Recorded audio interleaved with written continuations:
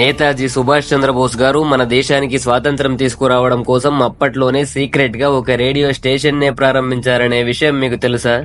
దీని పేరే ఆజాద్ హింద్ రేడియో. 1942లో జర్మనీకి వెళ్లి అక్కడే దీనిని ప్రారంభించారు. ఆయన స్థాపించిన ఇండియన్ నేషనల్ ఆర్మీయే దీనిని ఆపరేట్ చేసింది. షార్ట్ వేవ్ కమ్యూనికేషన్ ద్వారా భారతీయ ప్రజలకు ఎప్పటికప్పుడు సమాచారాన్ని చేరవేయడంతో పాటు వారిలో స్వతంత్ర స్ఫూర్తిని రగిలించారు. ముఖ్యంగా దీన్ని Netaji speeches, news, freedom songs and Indian national ఆర్మీలో చేరి స్వాతంత్ర పోరాటంలో భాగం కావడానికి, జనంలో విప్లవ స్ఫూర్తిని రగిలించడానికి ఉపయోగించారు. ఈ రేడియో ద్వారా తెలుగు, హిందీ, బెంగాలీ, తమిళ్, పంజాబీ, మరాఠీ, ఉర్దూ లాంటి మరెన్నో భాషల్లో వార్తల్ని అందిస్తూ ప్రజల్లో బ్రిటిష్ వారి పట్ల వ్యతిరేకతను తీసుకురాగలిగారు.